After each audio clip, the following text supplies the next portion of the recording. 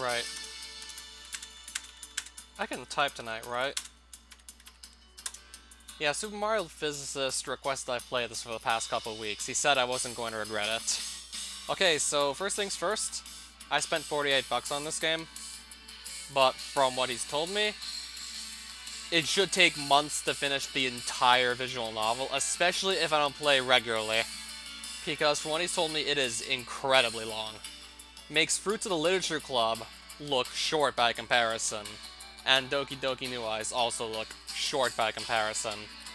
And those are easily two of the longest DDLC mods I played. Easily, hands down.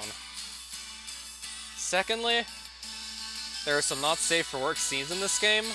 There may be. And if I happen to stumble into any on these live streams, I can always just edit the live streams at a later time so that they will just be trimmed out. I can trim out whatever I want from any live stream. So I have to trim out something that's too explicit to show on YouTube, I will.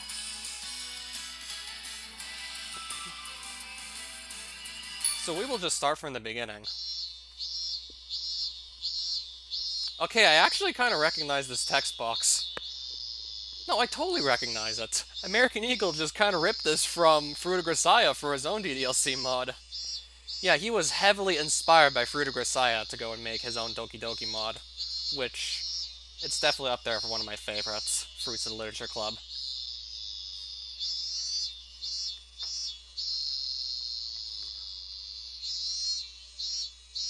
Intense sunlight blazes down on the road as if to declare the arrival of summer. The burning asphalt radiates heat, mixing with the scent of the tide to form a thick, muggy atmosphere. This game has some voice acting in it.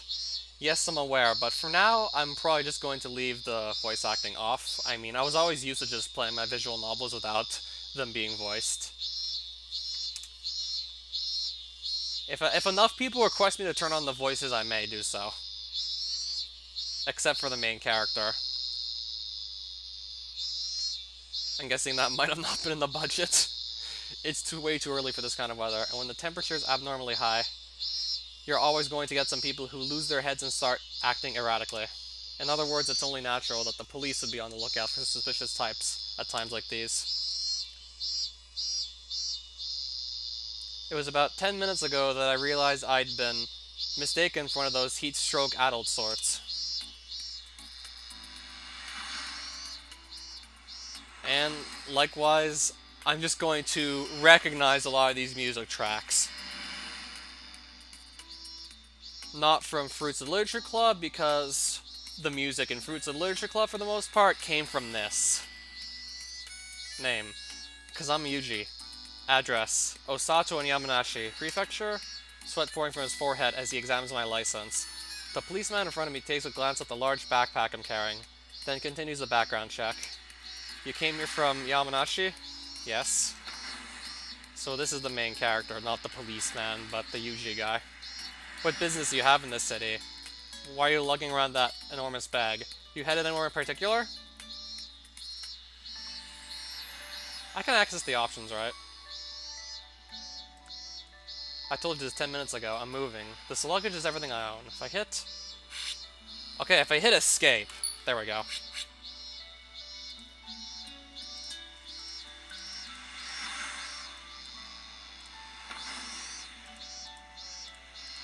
I'll probably put the volume about 50% for now.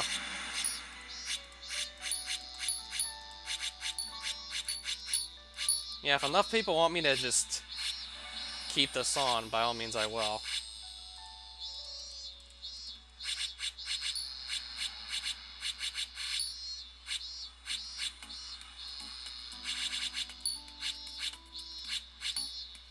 I should be able to navigate these menus with ease. I mean, I played enough Doki Doki mods already. So what's your new address? Like I said, I don't have one yet. The answer's not going to change no matter how many times you ask. You're moving, but you don't know where to? Look, what are you hiding? How about you just come clean already?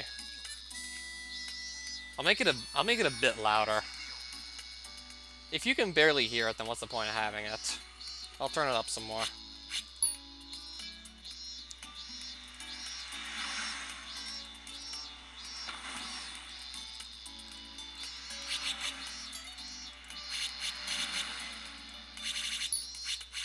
If we can't hear it, what's the point of having it in there?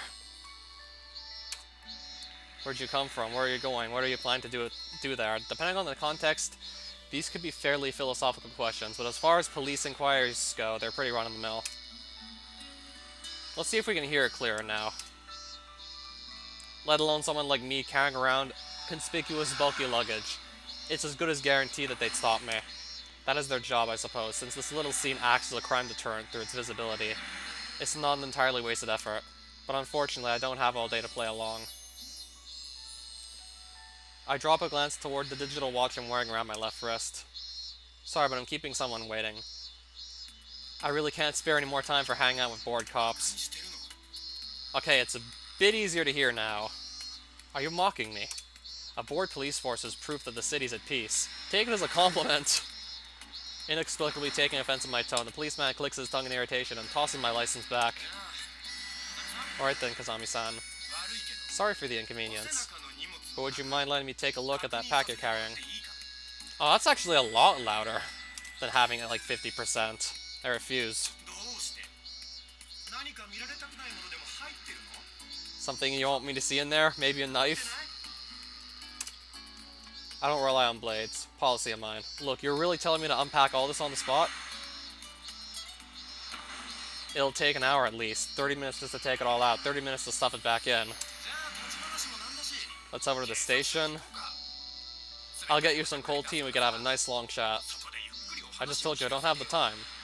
I can't accept voluntary questioning. I know you can't just back down in this situation, but if I say I'll head over there myself later, could we wrap this up for now? What guarantees you have will ever show? At least give me an address if you want me to agree to that. As I've explained, I'm in the middle of a move. I vacated my old place, so I don't have an address. Or are your parents homeless too? I don't have any parents. They're all dead. You serious? Are you sure you're not hiding something from me? This is going nowhere.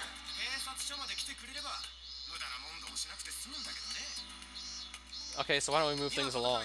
To the station, maybe? I'll call a patrol car. You just stay where you are, please. Then at least let me call the person I'm supposed to be meeting. At this rate, they'll be waiting all day. Who are you meeting, a friend? I'm not going to tell you that.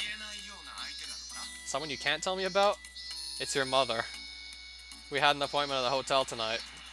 What? I was keeping quiet out of the goodness of my heart. You dragged that at me, so don't blame me when your parents get divorced and your happy home is shattered. You watch your mouth. And then someone just kicks the policeman.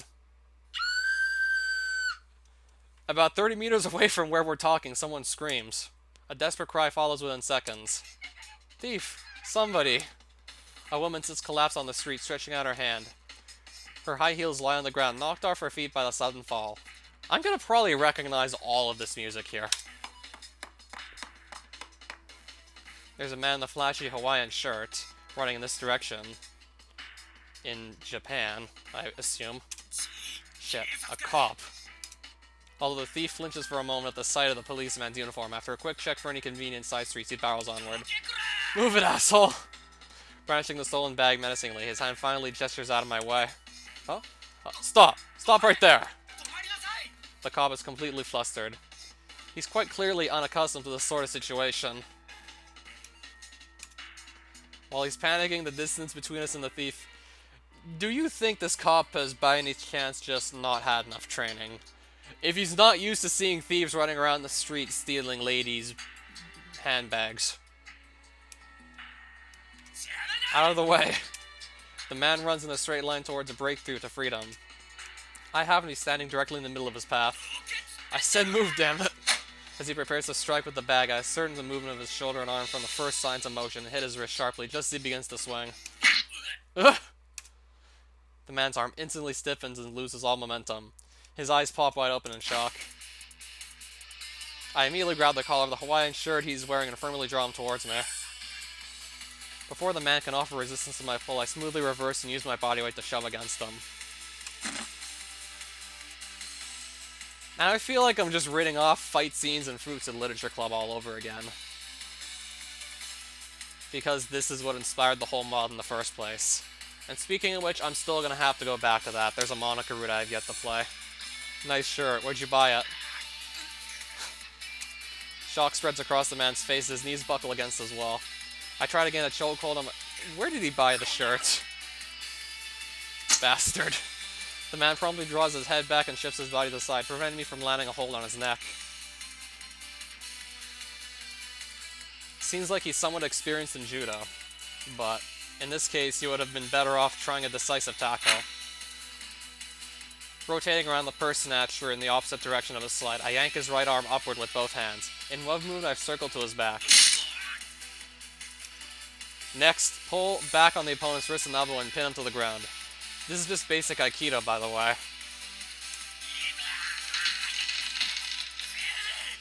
I'll fucking kill you.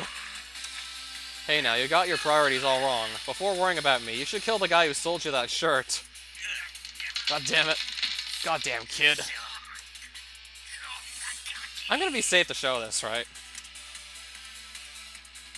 This isn't too violent. I should be able to get away with this still. Don't just stand there. Ah, yeah. The policeman jerks up straight in response to my angry shout.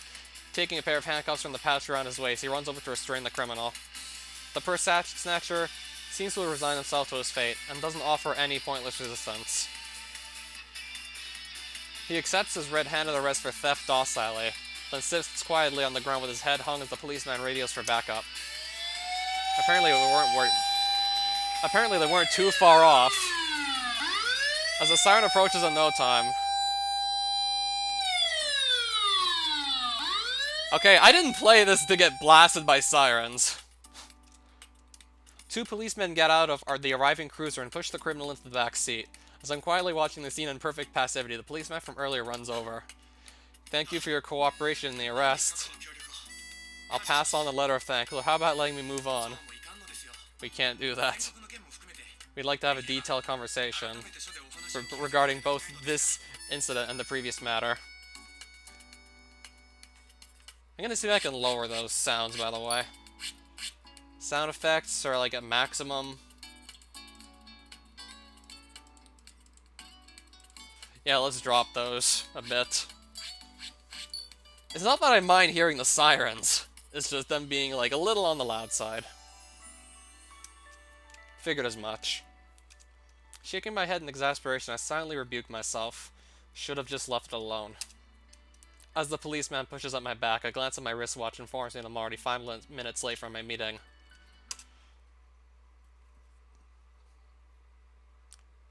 Interrogation room, Mishima Cape Station. Look, you about ready to talk yet? This is where they brought the criminal, right? No, this is where Yuji and the detective are.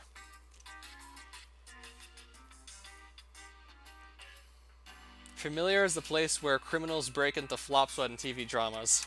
I'm sitting on a cheap foldable pipe chair, my arms folded in perfect silence. How are we supposed to let you go if you don't respond to our questions? Weren't you supposed to meet someone? Shouldn't you just talk and get this over with? Instead of responding, I close my eyes. A silent statement, indicating that I have absolutely no intention of opening my mouth. The detective clicks his tongue in exasperation of my attitude. I've got a pretty fair idea of what he'll be doing next. If you don't have anything to hide, talk.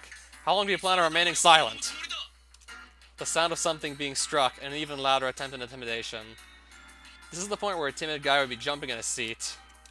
As for me, my eyes are still shut and my arms are still folded quietly. My mind is a total blank. Well, you'd have woken me up. Then again, what would I have to be interrogated about anyways? I've been accustomed to adults shouting at me like this since I was a child. I'm gonna guess this Yuji guy also had an abusive father, right? I should get off without direct violence this time. So I'm dealing with an official authority group here. Not to say they won't pull out the old TV cliches and harass me by shining a desk lamp in my eyes or something of the sort. I can roughly translate the detective's sigh. Goddamn kids these days. I gently open my eyes in order to sneak a look at his disgusted face. The detective sitting in front of me seems to be challenging the Guinness World Record for the most dramatic asymmetry between the left and right sides of a human mouth. Or maybe he's just scowling. When I let out a snort of laughter in response to the unexpectedly pleasant sight, the detective scratches his head violently and glares at me. Look, buddy. I don't know who you've been talking to, but playing dumb with the police isn't going to gain you anything. Alright? It won't gain you anything, but you won't lose anything either. Expect your time. I turn my gaze to the clock on the wall of the sweatbox. Now, an hour late. How about you respond when I'm speaking to you?! The detective strikes the desk with excellent comic timing. The best part is the way he knocks his ashtray off the table every time he does this. Ugh, what the hell is your deal? His tone distinctively fed up. He stoops down to pick up the plastic tray off the floor. Kazama Yuji. Occupation. Student. Yes, you've said that already. Many times! We looked it up. You came from Yamanashi, right? No criminal background. No traffic violations of juvenile custody records.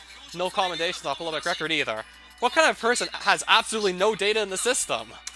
Your record is so clean, it looks like someone's been whiting it out. Just who the hell are you? Kazama Yuji, occupation student.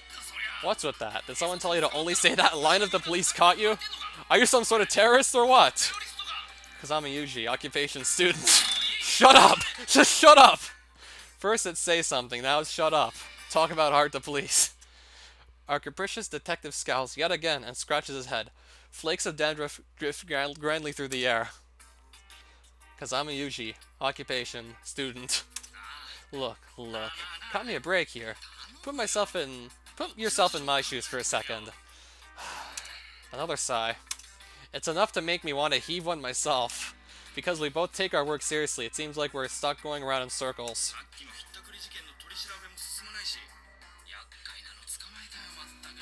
We sure picked up a royal pain in the ass this time. The investigation of that purse snatcher case isn't going smoothly either. Thanks so much for dropping that on our lap, by the way. Just as we roughly complete this exchange of one-sided bitterness and mutual glaring, there's a well-timed knock at the door, and the sound of it being unlocked. Yes. Ah, hello, sir. A slightly plump, elderly detective enters the room. Given the respectful tone of the detective I've been chatting with, he's probably a superior of some sort. It's something that... Oh well. Huh? After a quick glance in my direction, the elderly detective whispers something into the younger man's ear. The younger detective turns towards me with a decidedly nonplussed expression. You're being released, it seems. Thanks for your cooperation. Why now all of a sudden? You're asking the wrong guy. Bye.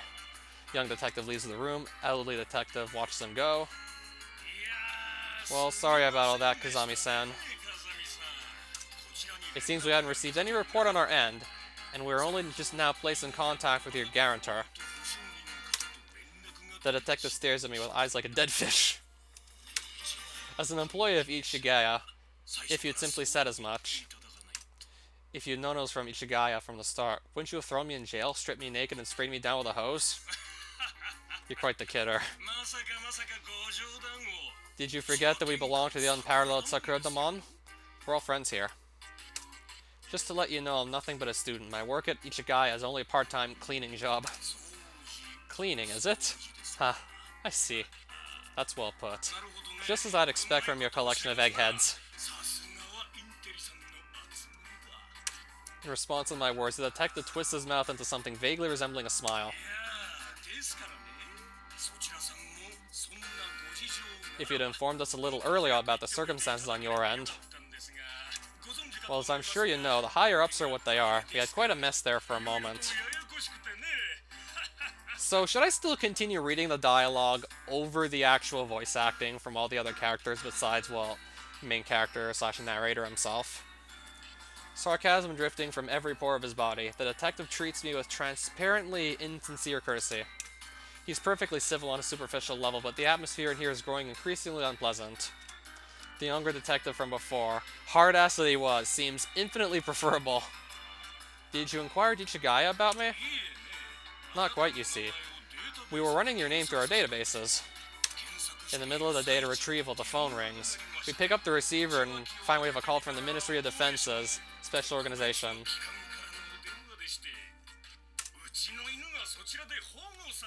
Asking us, might you be in custody of a dog of ours? Well now, that's quite the surprise. We're not running an animal shelter here, you know.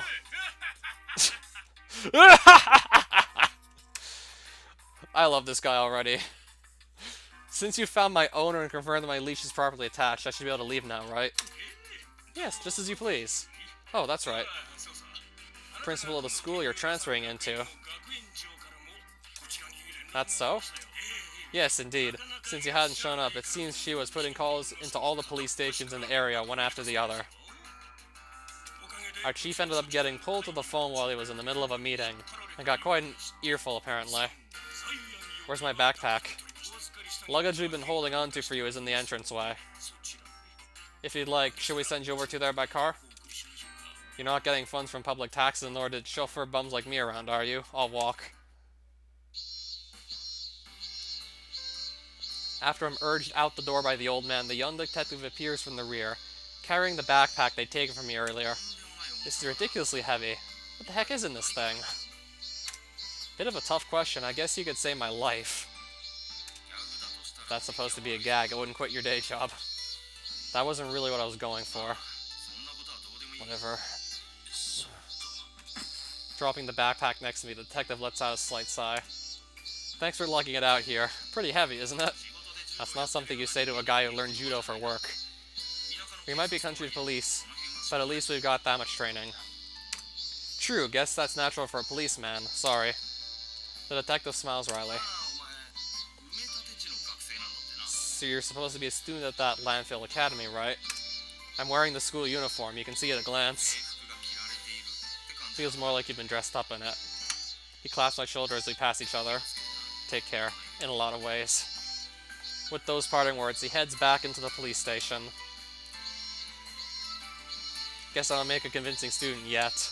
I'm wearing black slacks and a short-sleeved dress shirt, as well as a blue tartan check necktie. Excluding my somewhat longish hair, I should be the very image of a student. I guess it's a little difficult turning into something like that all of a sudden. But it's probably precisely because this is difficult that I decided to give it a try. For a while, I myself didn't understand why I asked for this. But now I think I have a faint grasp on the reason. I want to become something that I couldn't understand. Something that I wasn't. At the moment, I've done nothing but smooth down my edges a bit. Perhaps later on I'll become a student in the inside as well. The sun that had been climbing upward earlier has now finally reached its zenith. The temperature keeps on rising and sweat oozes from my skin. I was pretty sure she'd pick me up, but Sensing a presence, I lower my gaze from the sun.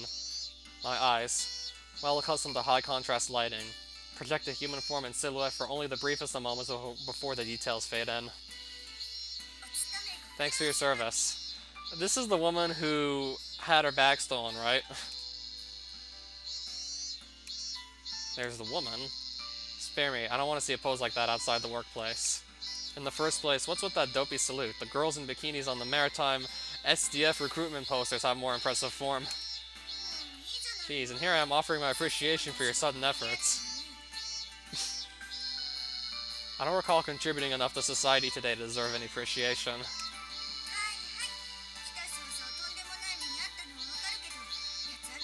Could you not take it out on me? More importantly. She opens the door of the car stop next to her. Get in. Accomplishing your objective is the top priority, yes? Yeah, true enough. This unnamed woman. From Mishima Cape Police Station to National Highway 133 southbound, we proceed to the Prefectural Highway and advance further out towards the Cape. A range of slowly rotating wind turbines come into view, indicating our proximity to the sea. That was quite the surprise. You don't show up at the time we agreed, and when I call around trying to figure it out, you're predictably being a nuisance to the police. Okay, this was not the woman who had her bag stolen. This was the person he was supposed to meet up with, but was like over an hour late. I doubt you really thought I was sick. What grounds do you have for saying that? You were trying the police stations first, not the hospitals. It is you we're talking about, so I figured you'd manage something if you're about to collapse. But for the record, I was worried about your safety. So maybe you could not pick up the details? Accuracy in weather forecasts and interpersonal communications makes society run smoother. You're seriously not cute. Pouting again, she continues her harangue. First of all, there may not be many of them, but the trains do run here, yet for some reason you walk instead. That was also a surprise. Walking around with a huge backpack like you were gonna climb the Himalayas or something. Sorry, I hate trains. That doesn't make walking the entire way any less bizarre. What's the matter, climbing up like that? Could you not mention this to the other students? I don't want them getting funny ideas about me from the get-go. This might set them on guard. A real weirdo came this time. I got enough of that from the police to last me a while. Oh, so he did get questioned.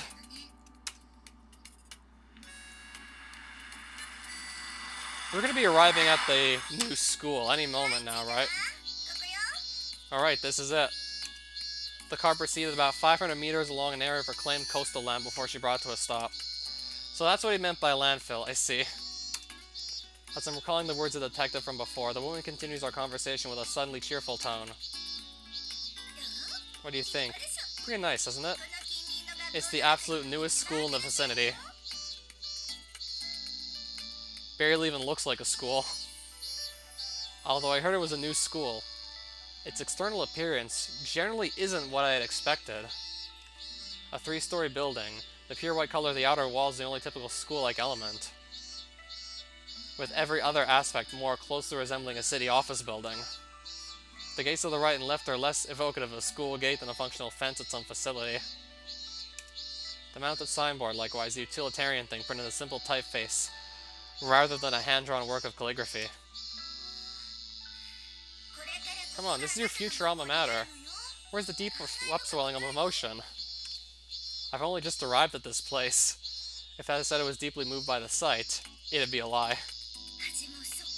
You're such a dull person. Human beings are creatures of imagination, you know?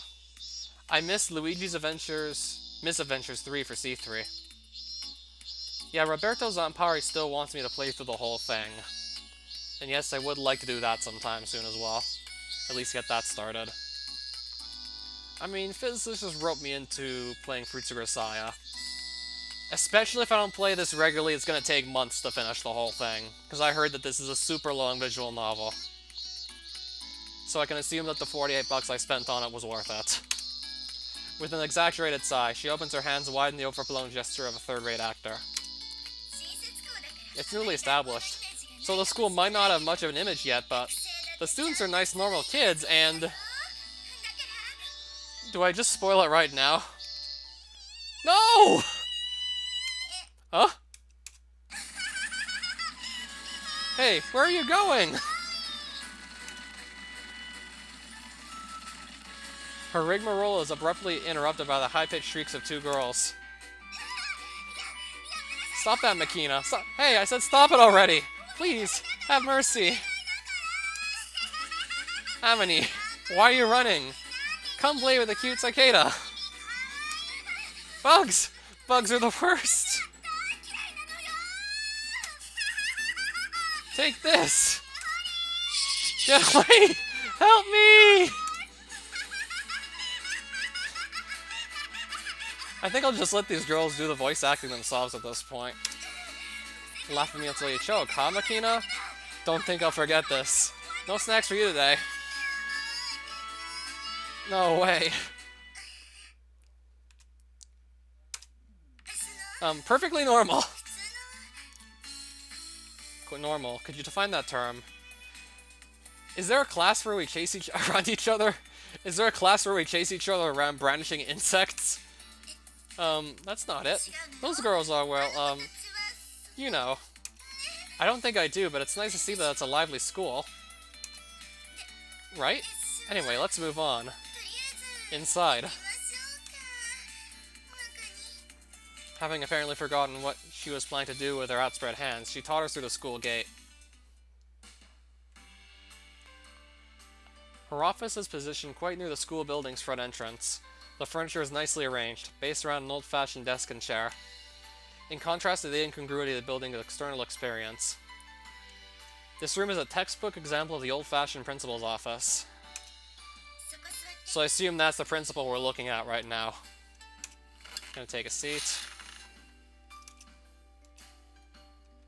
And then she sits down, and that's the principal.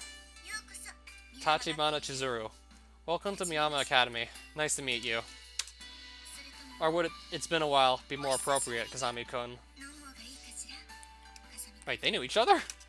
On a practical level, nice to meet you might be the better option. Yes, you're probably right. So this is the principal of this school.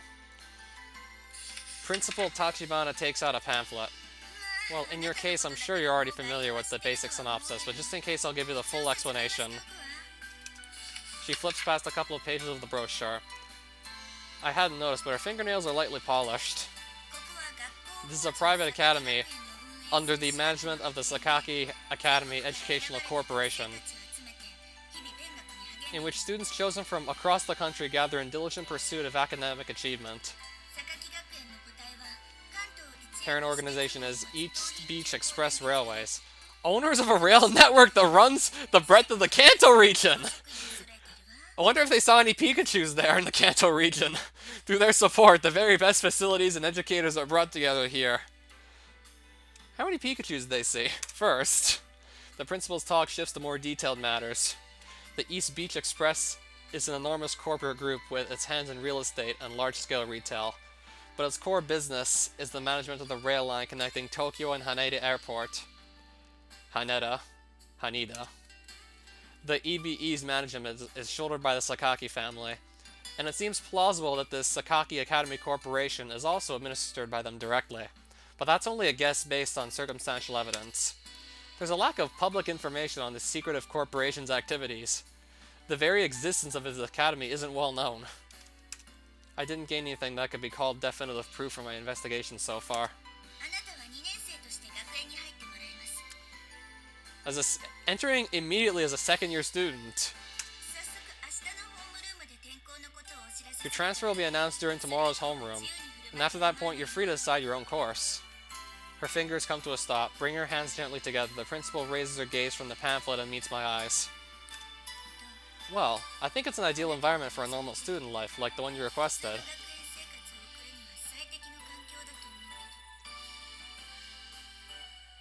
Actually, no, I'm not going to spoil any details of the story that I've heard of ahead of time. I know a few details, but not that many. I have a few questions. There are some different things about this academy from what you'd expect, but I'm not going to say anything more than that for now. I have a few questions. Go ahead. First, today is a weekday, but there was barely anyone on the school grounds. What's going on? We have a hand-picked elite few. The total number of students, including you, is 6. Only 6? Only 6?! I was expecting something like 9, but not 6. Pick a random number. 6, for like the maximum number of extra lives. Yes.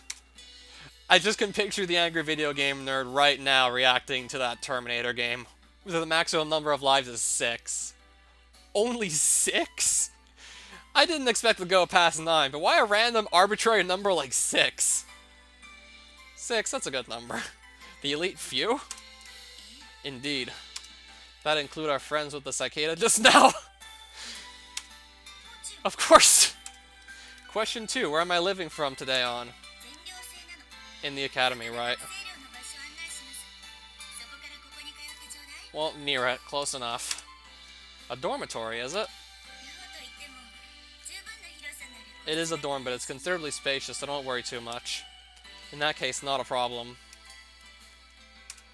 It didn't mean to come out that way. It's just, I know my fair share of AVGN videos. Especially a lot of the older ones. Before we finish, one last thing. Alright, go ahead. For this last question only, I stared directly into her eyes. I need to confirm the principal's intentions in bringing me here. After all said and done, is this a normal school? I'm gonna guess, with the awkward silence, it's no. I'm guessing that's a no. Yep.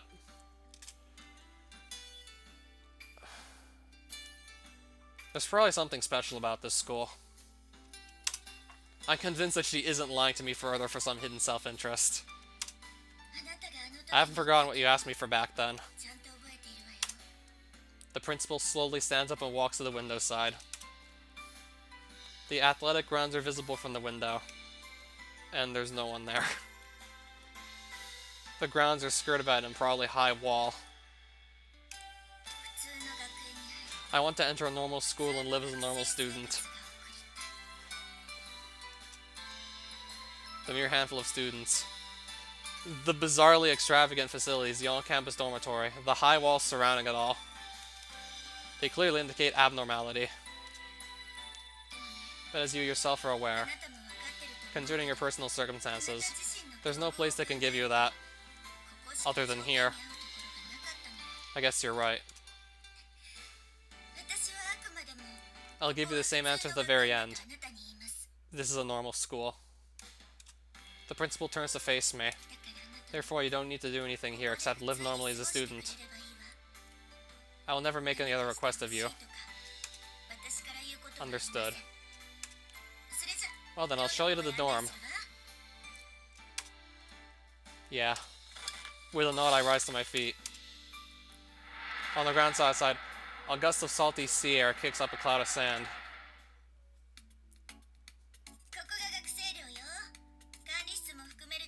Including the management room, there are 11 rooms in total.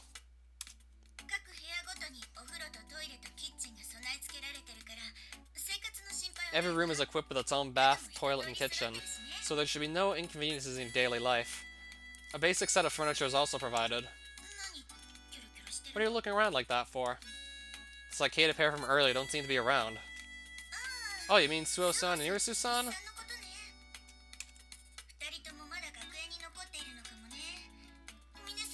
The two of them might well still be at the school. Komina-san doesn't seem to be around either. That Komine guy a student here too? Yes. I asked her for help guiding around the dormitory, but she doesn't seem to be around. So you don't have a minute grasp on the movements of the students, I see. I'm merely the principal of this place, after all. Merely, is it? Hold on just a second, I'm going to check her room. The principal walks towards the interior of the building.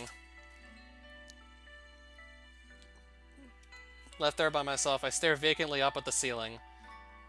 Soon, I've unconsciously fallen into my habit of counting the number of visible sprinklers, then restfully estimating the scale of the building.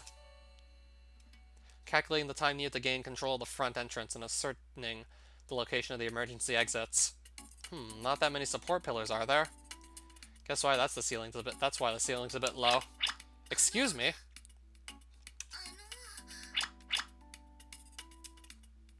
I don't even notice the tug of my sleeve.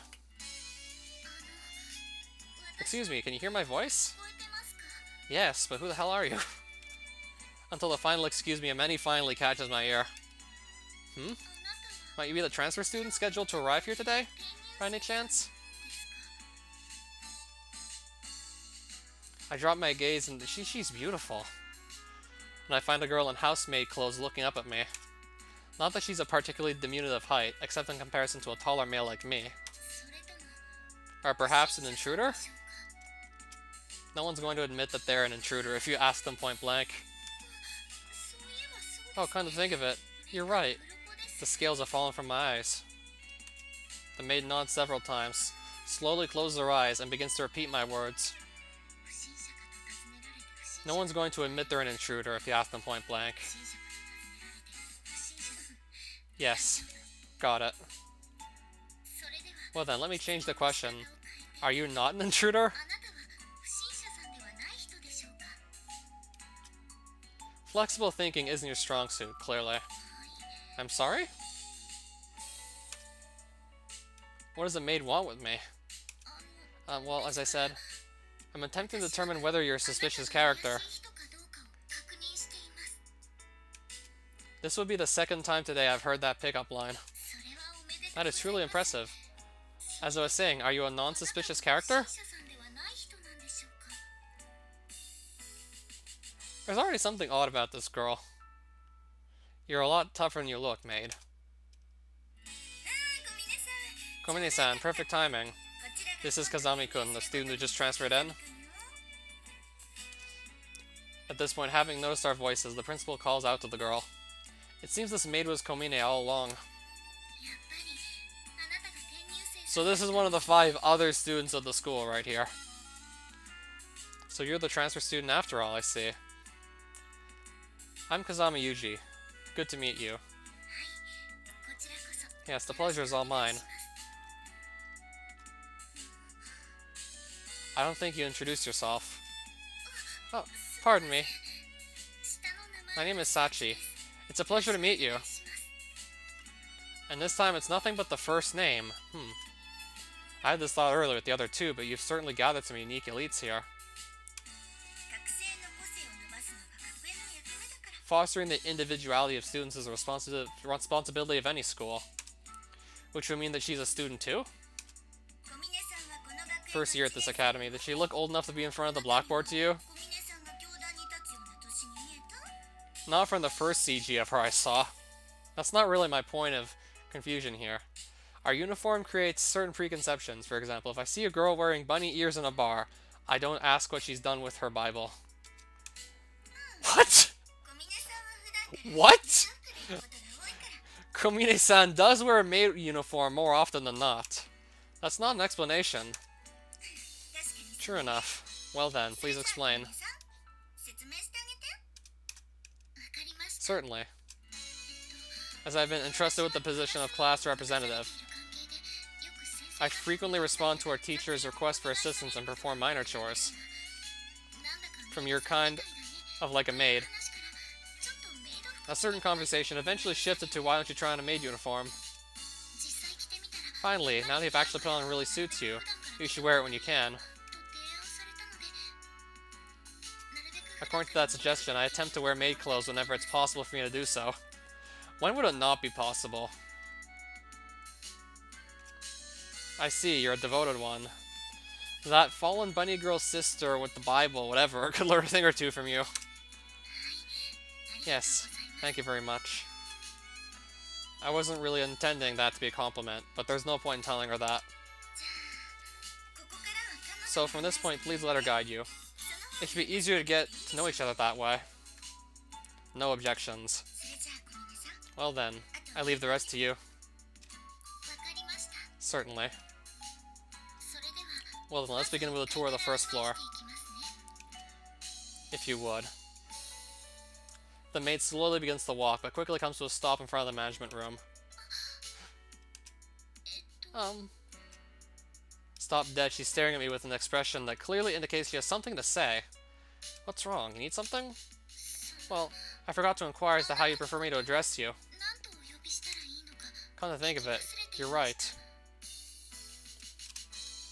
I'm sorry. Well, you can call me whatever you want. In that case, would it be acceptable if I addressed you as Yukun? We've gotten pretty familiar all of a sudden. Then would Kazami-san be more to your liking? Sure. Anyway, I'll call you Sachi. My bad. Would Sachimon be better? No, I'm quite alright with Sachi. Her expression didn't change in the slightest, but her eyes at the moment she spoke those words had a strange forcefulness. That's so. Alright, Sachi, best regards and all that. Yes. Judging from her smile, it seems that she doesn't dislike being called Sachi. Now let's get right to it. The room nearest to the entrance will belong to you, Kazami-san. Nameplate seems to say it's the management room, though.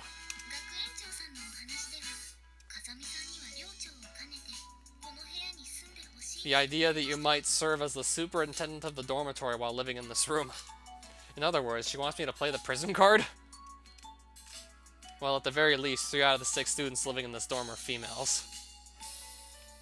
Oh, right, the girls with the insects, and then this one here. It would probably be prudent to have a room as far as possible from there to avoid potential trouble. Mind if I take a look inside? Of course. This is the key of the room. Feel free. When I open the door with the key she hands me, a prominently placed set of kitchen and household goods catches my eye. They seem to be in good shape, and I can confirm with a glance that the room itself will be a more than adequate living environment given my needs. 1 fire alarm and 2 sprinklers are installed in every room in the dorm. Got it. She seems to have guessed my thoughts from the direction of my gaze. That would be a walk-in closet with a floor space of about 2.5 square meters. Why do I need to know how many square meters? As a little test, I focus my eyes on a different point of interest, and she provides an explanation in the same way. Although she's a little off in some departments, she seems to be pretty sharp in other respects. I see. Looks like there won't be any problems. As I speak, I twist the faucet over the sink. Was someone using this room before I came? No, I'm certain it was unoccupied for at least 4 months. The water's pretty clear considering the building itself is quite new. Before you arrived, this room was occasionally used as something of a storehouse, so it's possible someone used the water recently.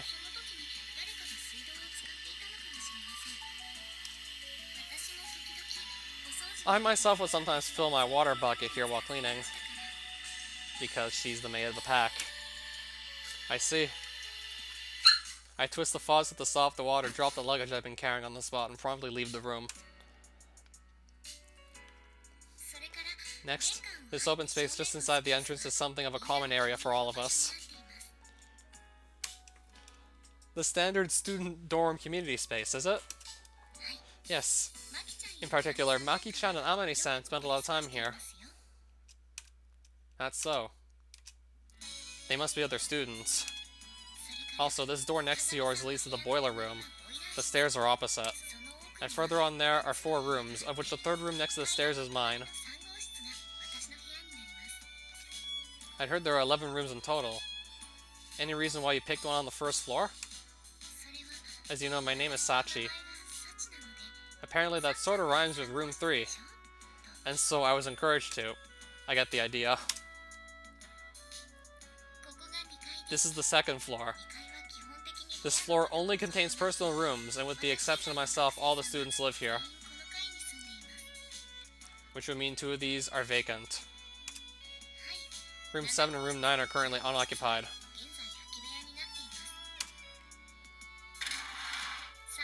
The 3rd floor is structured as a bathhouse designed around this grand bathroom. On the other side of the stairs is a laundry room and space reserved for clothes drying racks, so please use them when necessary. We're getting the whole grand tour here. I'm guessing it's gonna take a while for it to actually get really good. Now we're just getting the grand tour of this dormitory. This is the 1st floor, this is the 2nd floor, this is the 3rd floor, my room's down here, everyone else's room is up there, your room's there. Wouldn't taking care of someone else's chores be a nuisance? It's only natural for the class representative. Alright, I'll keep that offer in mind. Please do. There's no reason to refuse outright when the offer is delivered with such an earnest smile. By the way, can we use this grand bathroom as we please? It's maintained periodically by a specialized contractor, so excluding cleaning, it's available 24 hours a day. However, as there's no separate space for male and female bathing, I would ask you to leave this note on the entrance when you enter. As she speaks, she hands me a card that reads, "In use, male bathing." Sure. I think I might take advantage of it pretty often. The view up here is pretty nice. It is indeed. There aren't any tall buildings besides a schoolhouse in the area, and the window glass is 75% transparent. So it's possible to watch the sun setting into the sea. An ocean view, huh? Not bad. If you'd like, you can give it a try right now. As she speaks, I notice Sachi's already holding a towel and change of clothes in her hand. You're pretty well prepared. Most people who see this grand bath are struck by the urge to give it an immediate try. I see. The fruit of your experience, is it? Huh? What's wrong? Instead of a change of clothes for you, I seem to have accidentally brought my own. As if to demonstrate, female underwear slips out from among the clothes in Sachi's hand. Is this a declaration that you want to bathe together? No, that wasn't my intention. I apologize. If you want to bathe together, just say so. I want to know if I'm gonna have to just black out the screen, or just trim out some possible nudity along the way. Thank you. Well done, this concludes the tour of the dormitory. Do you have any questions? Let's see, can I ask about something other than the dorm? If it's something in my power to answer, then in that case, let's hear your 3 sizes, Sachi. Yeah, starting from the top. 82, 56, 83. Oh, those 3 sizes. Is there a specific man you're going out with? You literally just met her! No, there is not. Your experience with men to date? None to speak of. I know I'm the one who asked you those questions, but answering them so politely, would that also be because you're the class representative? A class rep is only a class rep to the degree that they are of assistance to others. What an admirable devotion to customer service. Thank you very much. So what, is Kazami trying to seduce Sachi already? They've literally just met! Are there any other questions? Nothing comes to mind. Very well. If there's anything else you'd like to know, please dial 3 on the intercom telephone in your room. It will connect to my room. Got it. In that case, please excuse me for now. With that note of farewell, Sachi bows like a genuine housemaid and starts to turn away. Ah, Sachi. Yes? Thanks for the tour. I appreciate it. Of course. The class representatives these days seem to be a surprisingly tough-willed breed. After Sachi's tour ended, I took another look around the interior of the building on my own. By the time I returned to my room, the sun is already low in the sky and the light growing dim. Should probably put this stuff away before it gets dark. Opening my backpack, I pull out the contents and begin to put them away on the shelves I've been provided with. It's a real help that I got a closet. Things I can leave in a visible place, and things to be stowed away in the back. Divided my possessions between the two. The latter are clearly more numerous. Normal, huh? While looking over my mountain of luggage, I mutter in a self-deprecating tone. As I work, the sun sinks leisurely into the sea. Mihama Academy School Gate. Okay, so this happened in the year 2011. At my usual time, 4:45 a.m. I woke up in my usual way and ran the course I'd marked down mentally on my way here. To tell the truth, when I was stopped by the policeman yesterday, it was because I'd been wandering back and forth in the same place. I've been planning out a possible marathon route, in other words. You mean like a real marathon, not just speedrunning. I woke at the usual time, ran at the usual time, and now I'm eating my usual breakfast menu. No different from the days when I was living together with my master in the mountains. My standard tempo of living. This guy lived up in the mountains at one point? If there's a difference, it's limited to the slight surprise I felt when I opened my eyes and found a roof over my head. During my hike from Yamanashi, I'd gotten used to sleeping in the open, so when I woke up inside a room, there was a slight feeling of unease. I thought, right, I'm living in a room now!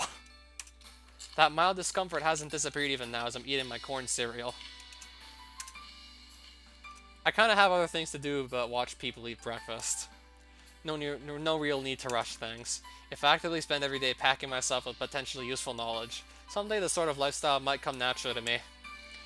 The effort strikes me as a little troublesome, but as my master once told me, when it comes to your life and your women, a little bit of trouble is just about right. Speaking of women, they're a simple bunch, but that doesn't make them any less difficult to handle. I learned them much in my first year living with my master. In my master's words, when you're a brat, running fast is enough to make you popular.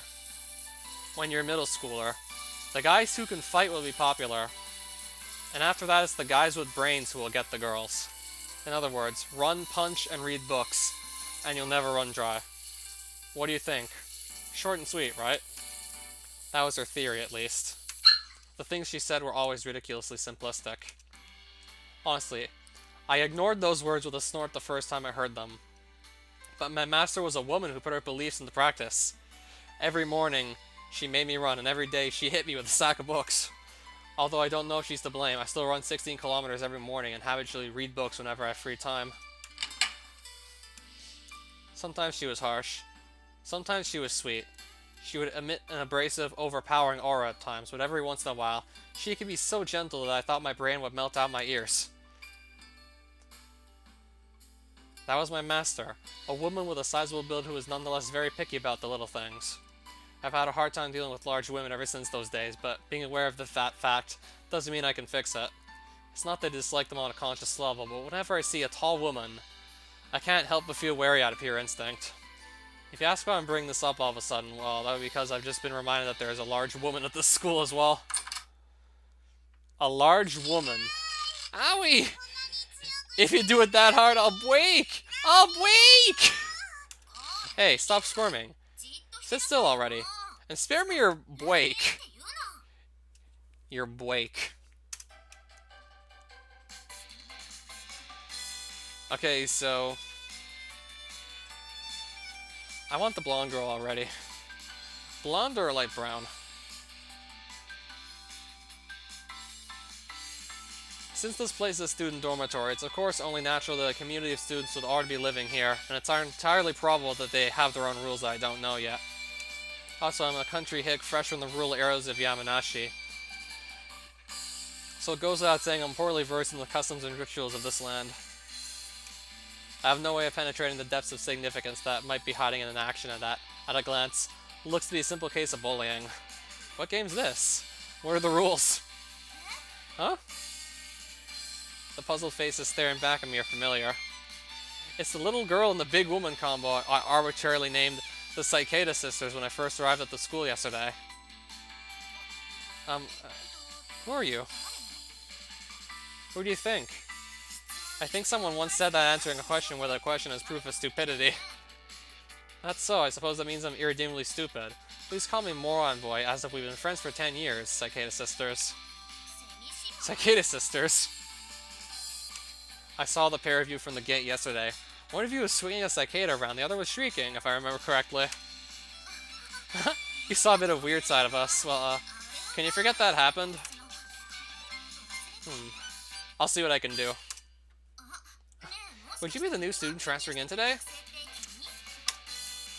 Yeah, cause I'm a Yuji. Good to meet you. I thrust out my right hand, but the tall woman in front of me doesn't show any sign of grasping it. She stiffened on the spot, staring fixedly at my face. It looks as though she's even forgotten to breathe. Something wrong? Huh? Alright, the handshake. Sorry. The big woman's frozen expression suddenly melts, and she lightly shakes my hand. It's an unexpectedly small but decidedly cold hand. Kazami. Yuji. Yuji-kun. Huh, I see. I'm Suo Amane. Nice to meet you, Yuji-kun. Suo Amane. Come on, Makina. Aren't you going to introduce yourself? Why do I? Oh, she speaks English and Japanese? He's not going to bite. Your name? Makina. Irisu Makina. Irisu Makina. Iris Machina? Iris Machina? Iris is a Greek god. And isn't Machina a Latin word? Literally translated, it would be something like Mecha Rainbow Goddess. I almost read that as Isis for a second. That's an Egyptian goddess. What country are you from? You might not guess it from the way it sounds, but it's Irisu and Makina. Irisu Makina, she's Japanese.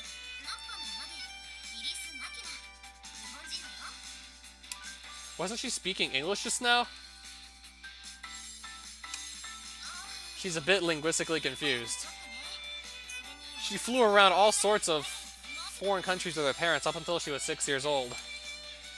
I see, well, good to meet you. Staring at my outstretched hand in silence, Makina clings to Amane's back as if she's trying to hide herself. What's wrong? This girl is pretty shy around strangers, and not really used to boys.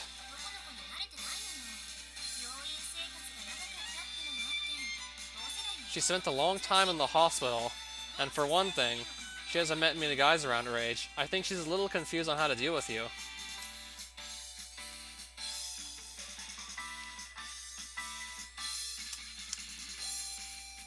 We'll probably figure out more about this hospital stay later. I withdraw the hand I've been holding out toward Machina. There's no need to force her to deal with me in the first place, I guess. It's fine. If we spoil her like that, she'll never change. Come on, Machina, how about a handshake?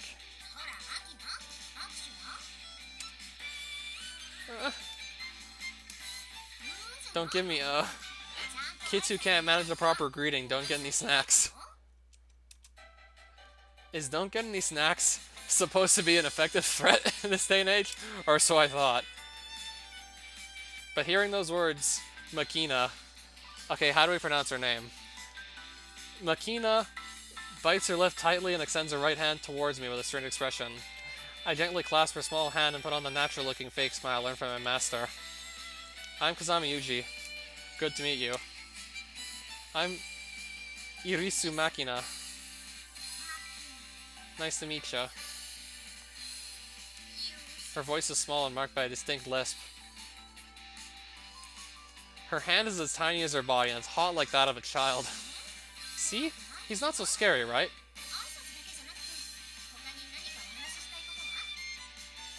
Mom Machina. Right. What's your favorite animal? I like dogs. What about it? I thought I was actually gonna get to pick my choice. An answer before the question this time? I'm not really the indecisive sort. I don't hesitate when I need to come up with an answer. Even more so when I have an important decision to make. Compared to failing without even trying, I'd rather take action. Even at the risk of a mistake. Oh, very cool! Are you mocking me? Perish the thought. Then why'd you laugh? Why do you think? I've heard answering a question with another question is a sign of stupidity. Oh my, I suppose that means I'm an idiot. From now on, please call me Moron Girl as if we've been friends for 10 years. Got it. I'm laughing now, but say that again and it won't end well. What a troublesome woman. Oh? You're leaving already? I don't feel like being late on my first day. There's still an hour until class starts, you know? I'm used to waiting. I'll kill time sightseeing over there or something. I'm not going to say that's a bad idea, but it seems a little weird. I get that a lot. Well, I'll see you in class. Oh, Yuji-kun, wait a sec! What? Mind if I ask you a question as well? If it's something I can answer. Well... Never mind. If you got something to say, spit it out. No need to hold it back. I'll ask you a little later after I've gotten my thoughts together. I see. I don't understand the thought patterns of large women. My master would probably say, if you don't understand by now, you never will. But my own thoughts are more along the lines of, even if I could understand, why bother? Well then, having said that to Amane, I'm confronted with the fact there are no sights particularly worth seeing here. There's easily an hour until the start of class. I've obviously woken up too early. Well, still better than being late, I guess. Might as well wait in the classroom. Right after I mumble those words, just as I begin walking down the hallway. Ah! Ah! What the? As I'm making my way towards the classroom the principal had described yesterday, I hear something resembling a scream. No, not a scream exactly. The hell? Although it doesn't seem to be an emergency situation, I'm certainly a bit concerned by this sound. It's out of place. For the time being, I decide to approach.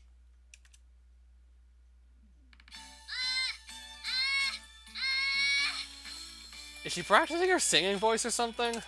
When I peer inside through the hallway window, I find a single woman shouting in the direction of the blackboard. Judging from the fact she's wearing a uniform, it would seem she's a student here like Sachi, Amane, and Machina. Whatever. She continues her routine. Warm-up complete. Then, next up, After deeply inhaling, 1, 2.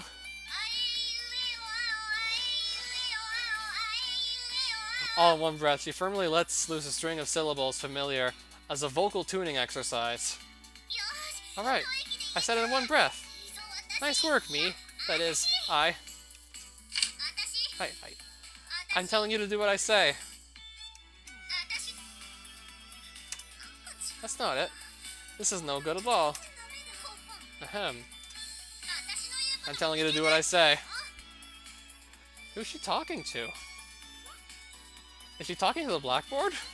Yeah, that was good, I think. Moving on. It's not like I did it for your sake or anything.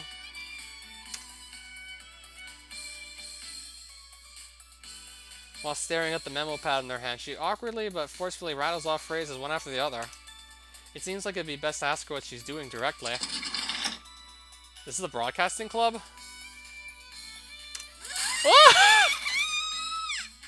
In response to my question, or more likely my entrance, the woman leaps up in shock and draws back a good 3 meters. Desks and chairs clatter dramatically in her wake. No. I might have been hasty to assume that from the vocal exercises. The drama club seems plausible as well. You seem to be saying some kind of lines. Huh? Who might you... Who do you think you are? Just as I'm getting ready to rephrase my question, the woman preempts me with her own. Me. Kazama Yuji. I'll be transferring here as of today. A transfer student? Here? Yeah. Nodding. I walk a few steps forward and stand in front of the woman.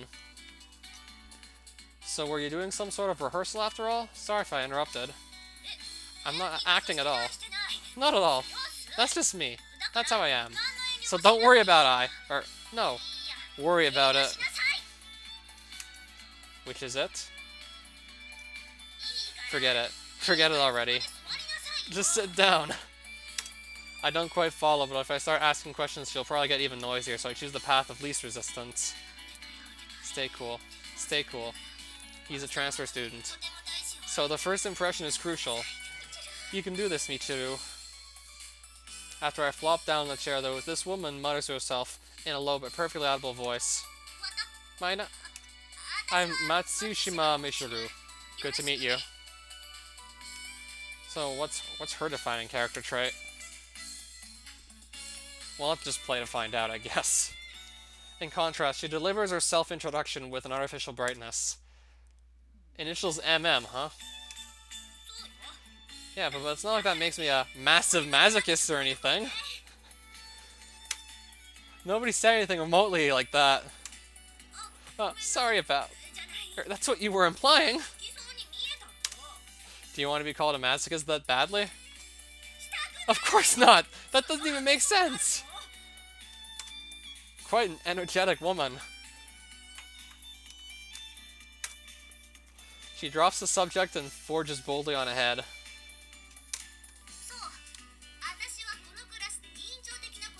How do you make your own emotes on your YouTube live chat? Well, I do some representative sort of stuff for this class, so if you run into any problems, you might want to request my advice. What does that sort of mean? You know, because there's another class rep, so, well, stop nitpicking. Fair enough. You're suspiciously understanding. Well, that's fine, but... The woman's voice suddenly grows quieter. I'm asking in advance, how are you with jokes? I wouldn't call myself an enthusiast. Glad I asked. Just curious? Well, I got one print screen that's probably going to be emote-worthy. Specifically, Michiru's face. One of the faces she made would be a good emote. There's some meme potential there. Like that angry face, though, of hers. Alright. I'll make an exception and let you call me by my first name. By all rights, you should be addressing me as Matsushima-sama, but I'll grant you special permission. Crap, did I screw up? It should have been fine according to the template. Maybe the Sama thing was overdoing it after all. Ah, jeez. This isn't easy. Let me try that again. You want me to call you Michiru? Yes? Yeah, that's good. That's fine. She hums to herself and nods empathetically, apparently satisfied with this result. Next, she takes a colorful wafer of some sort out of a small container and crunches down on it vigorously. What are you eating? None of your business. Oh, you can't have me. Wasn't asking, I was just wondering what those were. It's just Ramune candy.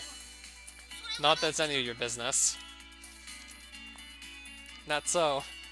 From the way you were showing them off, I was pretty sure you wanted me to ask. Shut up already. It's not like I was eating them for you or anything. Alright, so clearly Fruits of Grisaia has its own Natsuki. I think that was solid. Very convincing. I might just be unexpectedly good at this. I got a strange sense of deja vu from her phrasing just now. What was it? One of those long advertisements they put up inside trains? Since I don't ride them often, the few I've seen stand out in my memory. Right, they reprinted this idiotic article from a woman's magazine about how to make men fall for you. Purposefully treat them coldly at first in order to create a contrast for your affection when you make your move. I'm not sure that always works. Why are you lost in thought all of a sudden? Dang. What do I do in this situation? I guess I can understand if you're awestruck by my beauty. No, wait! Isn't that an entirely different character? Hold on a second. So you're supposed to be a tsundere? That's the word I was looking for! That's not it. That's not it at all. I mean, it is, yeah. But, crap, why would you come out and say it? Michiru covers her mouth with her left hand, staggers backward in apparent shock. Her reaction is a bit puzzling, but I think I probably hit the bullseye. You're playing a tsundere in an attempt to attract male attention, yes? But there's still some points I'm not clear on, like that hair. Why are you bleaching it? This is my natural color. Totally genuine. Please, a genuine blonde has a more natural tone, not that artificial-looking gold color. I've known a few. Leave me alone. There weren't any better colors at the hair salon. There's that face again. That's so? Next time I happen to visit America, remind me to pick you up some better hair dye. So as I was saying, why bleach it? And that hairstyle is a little odd too. It's not one that I see often. This is the way it has to be. There's nothing I can do about it. The way what has to be. The tsundere is a cursed existence.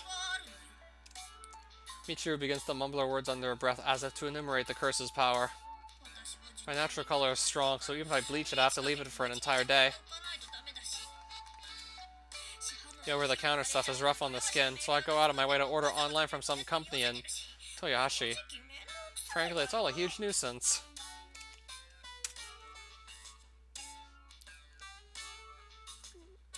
What is this about the hair? I'm confused. Well, you gotta be blonde out twin tails, otherwise you won't be recognized as a genuine tsundere. You don't necessarily have to be blonde. Natsuki's not blonde. This is who I am, so don't you dare deny my identity! Michiru jabs out an index finger in my direction, and... Tsundere means blonde and twin tails, understood? No! I demand that you understand! As she runs out of breath in grand style, the curtain finally drops on Michiru's one-woman show. The echoing of her ragged breathing is the only sound in the otherwise silent classroom. Exactly 30 seconds pass. Why aren't you saying anything? It's tough being a tsundere. Got it.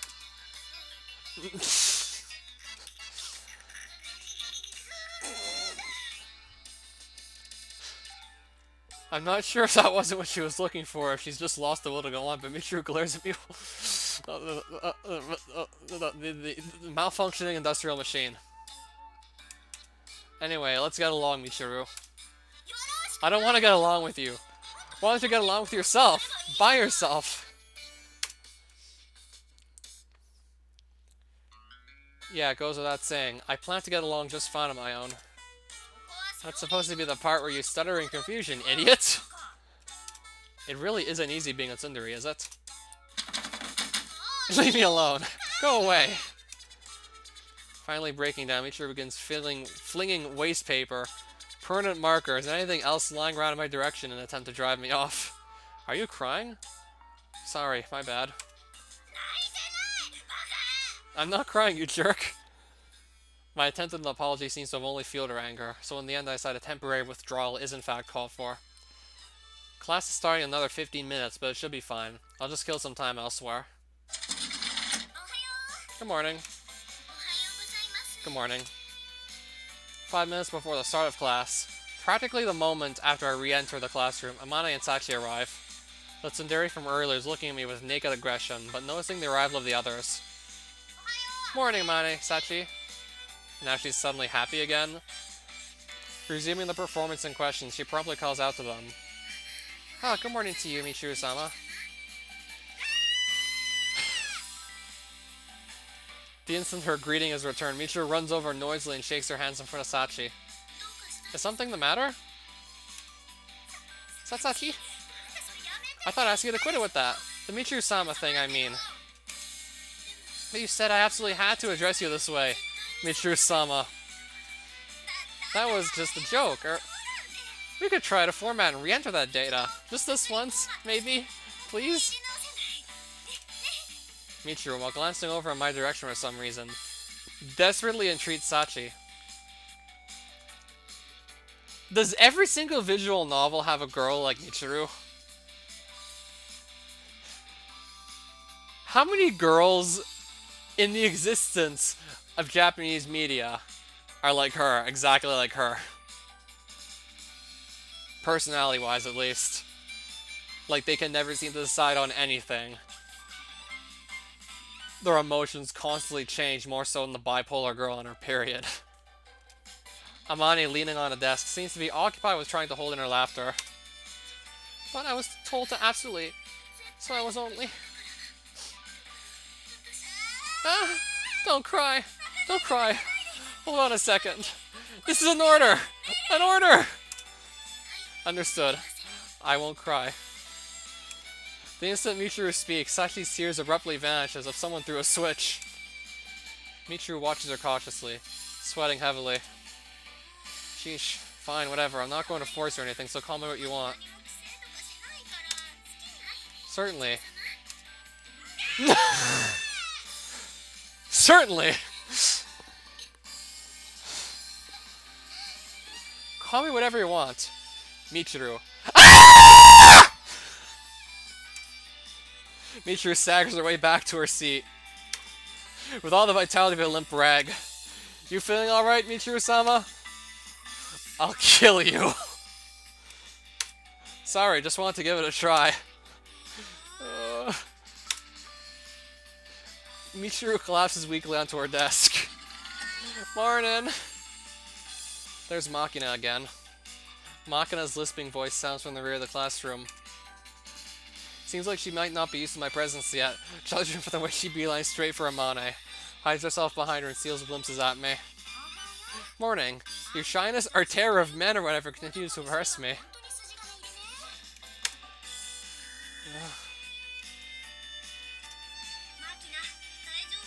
He might be a bit pain in the neck, but this guy doesn't seem like a shady character or anything. Appreciate it, Michiru. It's not like I did it for your sake or anything. Does she strongly react to everything anyone says to her? I mean, come on. Should be used to it by now. Perfect, that was absolutely perfect just now. Keep up the good work. Apart from the large woman, this bunch seems to present quite a variety of communication difficulties. Nothing but fantastically normal students here, Principal. Opening bell. Good morning. The perfectly normal principal appears before my eyes.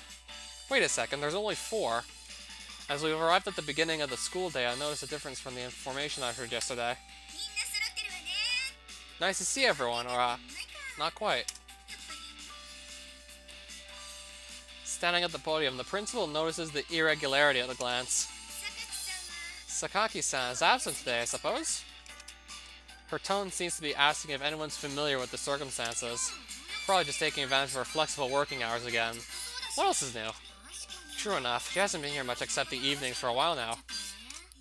What's going on with Yumi-chan? I wonder if something happened. Apparently I'm not the only one with questions about her lone truant.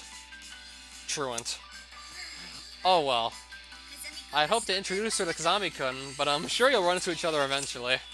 You're strangely tolerant. There were some circumstances involved. Alright. I'll be taking attendance.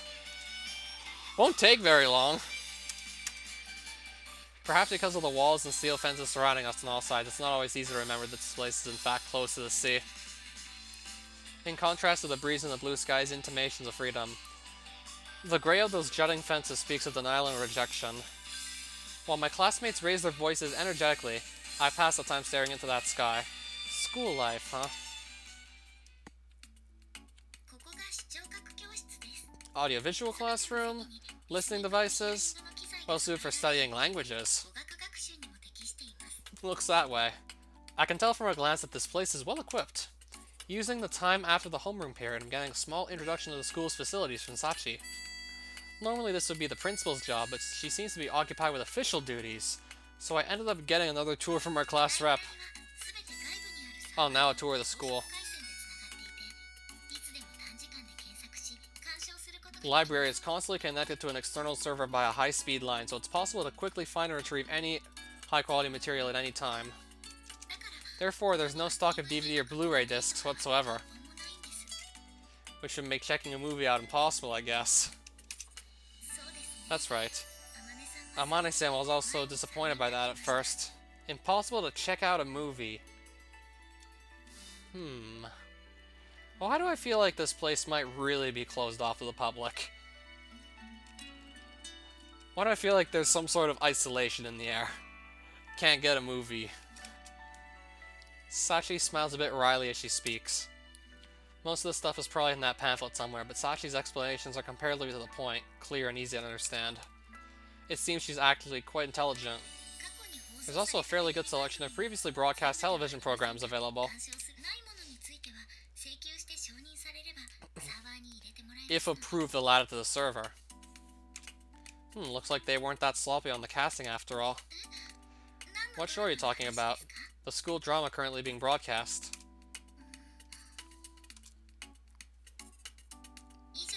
That concludes the tour. Having completed a general review of the school's facilities, Sachi's explanation comes to an end. Thanks. It was a big help. Not at all. This is my responsibility as a class rep, after all. I guess so. More importantly, Kazami-san, are you not leaving yet? Yeah, there's still a classmate I haven't met yet, after all. I suppose so. Hearing my response, Sachi's brisk tone gives way to a hesitant mumble. What? No, it's nothing.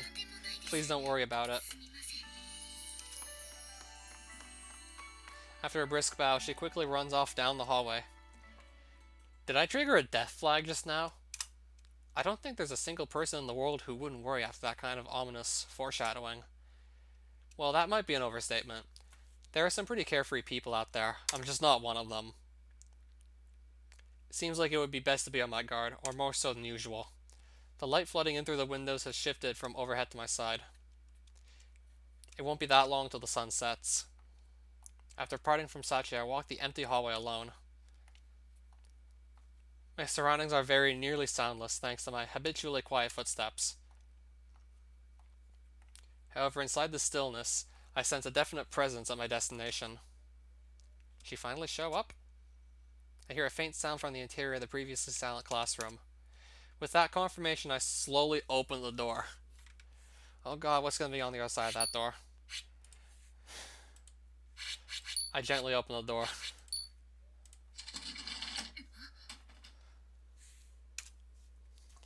Too many Doki Doki Literature Club flashbacks, I swear. Too many, I gently open the door and then something really disturbing is on the other side. The moment I enter the classroom, tension fills the air. Behind the window seat desk in the middle of the classroom, a chair rattles as an occupant turns to face me. My immediate impression of the girl. She doesn't appear particularly friendly. Yo. While it might not be the most polite first greeting, I call out casually as I approach in order to demonstrate my lack of malicious intent. Sakaki Yumiko, right? Her expression doesn't change. I'm Kazami Yuji. I'm a new student here as of today. I come to a halt in front of her desk. I'm guessing that is there a girl that doesn't talk? So I'll be your classmate as well, it seems. Pulling out a chair from the desk in front of her, I sit down. I'm guessing she doesn't talk. Nonetheless, the woman stares at me so tensely that she seems to be forgetting to breathe. Rather than staring, her expression could probably be more accurately described as glaring. I wasn't able to introduce myself in the morning. Heard you'd probably be around in the evening. I keep talking regardless, but no response is forthcoming. Maybe she's got a psychological problem with men like Makina? But then again, she didn't try to run when I approached her. I changed my position on the seat to face her directly. Straddling the chair, I lean forward slightly. You know, this scene reminds me of when a new prisoner in hard time asks you to be their friend. I don't think it quite went like this. I'd like to at least confirm your identity. Hey! As if to declare her refusal to acknowledge my existence, the woman stands from her seat and briskly moves to exit the classroom. How about at least responding to me? I follow her immediately. The woman opens the classroom's rear door just enough for one person to pass and tries to slip her way outside. Hey! Calling out again, I try to follow her throughout that gap. Gah! In that moment, the woman forcefully slams the door shut. She clearly closed it knowing full well I was trying to follow. Huh? Her expression betrays surprise. Maybe she'd been expecting me to get my hand caught in the door or back off from having it slammed in my face? Instead, the door she'd attempted to slide closed was firmly held open by my hand. An outcome she apparently hadn't been prepared for. You could have broken my hand, you know that? Although she's the one who was trying to shatter my fingers. She's glaring at me like I'm the bad guy here. My icon is that Jazu from King of Fighters. Whose icon are you talking about?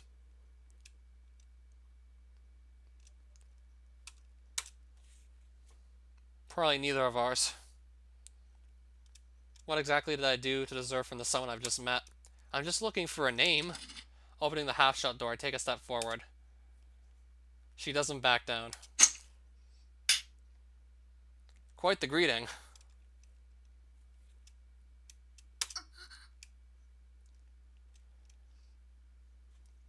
That's not Jazu.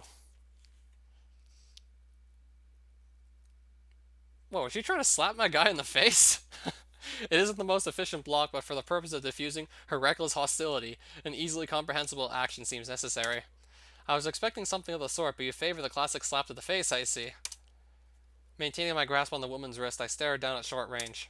As for the woman, she's staring right back, her eyes open wide with shock, completely still. Let me ask you again. Are you Sakaki Yumiko? Her expression hostile as ever. The woman slowly opens her mouth. I probably couldn't even make that face if I tried. This is the closest I can come to making that face.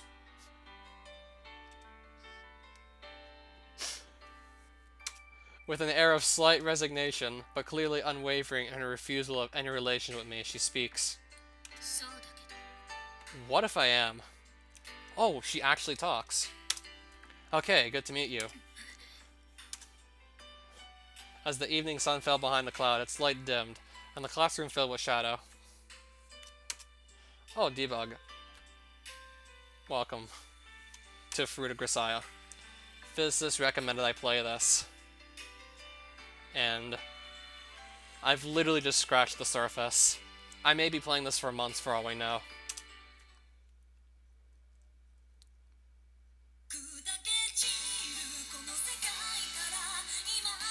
And now we get a musical? Wait, why is the screen just white right? Okay. Can you guys see anything? Okay. Can you guys actually see anything or only seeing a white screen?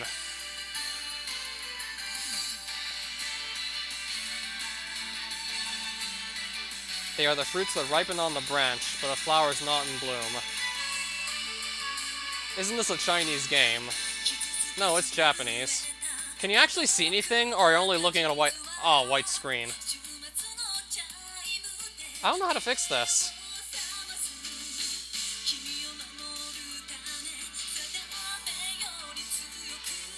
Will I be able to back up? I can't back out of this.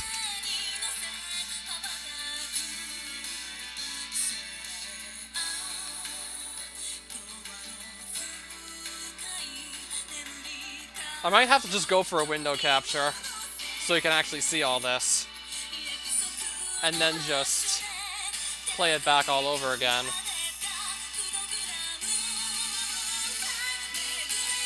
You should be able to see this, but you can't.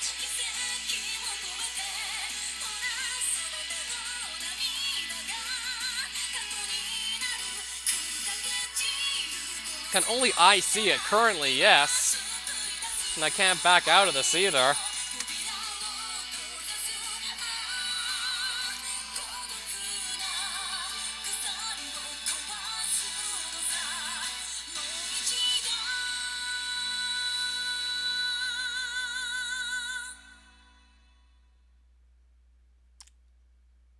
It probably has nudity in the scene.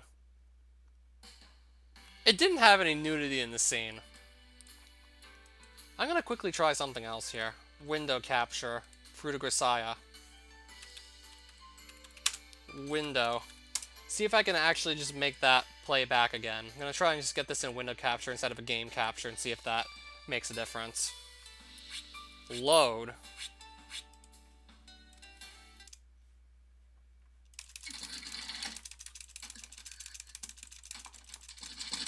So I'm gonna fast forward past this dialogue.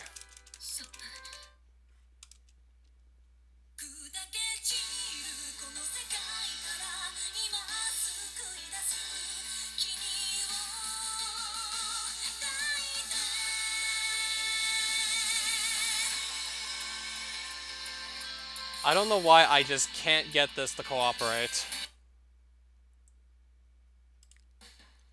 It isn't a good idea to stream these games.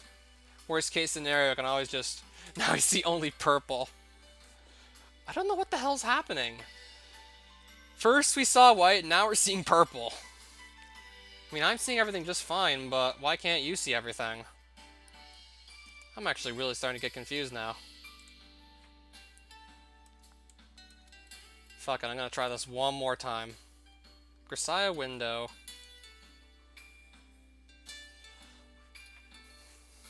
I know when these scenes occur.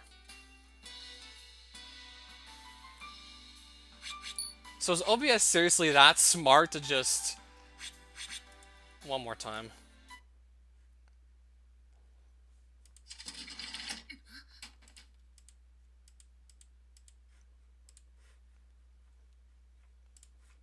I'm desperate to try and get this to work. I don't know what else to say. I'm desperate now. Just wondering what the hell's happening here. So this is a window capture.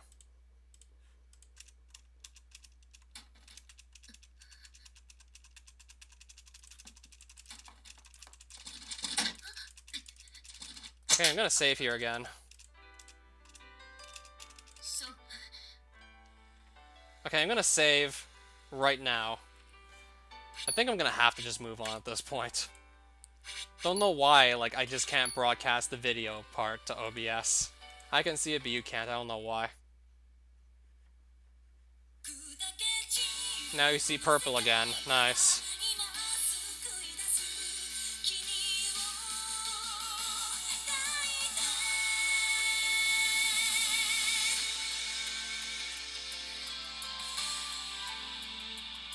I think I'm just gonna have to read the dialogue that's on screen. The World Tree of Grisaia. The name of the great tree is Grisaia. They are fruits that ripen on the branch, but a flower is not bloom. I'll read whatever dialogue shows up word for word.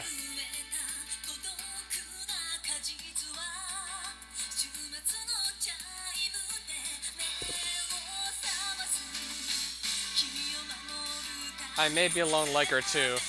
Yumiko Sakaki. Everyone's obliging sister. Suo Amane. Yeah, it's white again. Tsundere Sweetheart. Michiru Matsushima. My daughter's many challenges. Irisu Makina. Obedient Mind of the Maid Girl. Sachi Komine.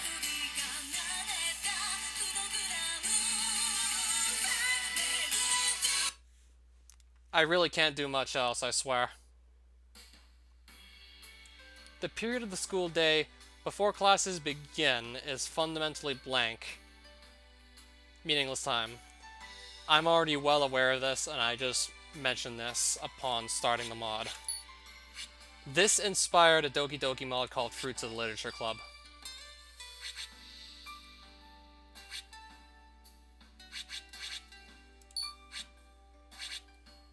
Okay, so I think I'm just going to pick this up sometime tomorrow and continue playing through it.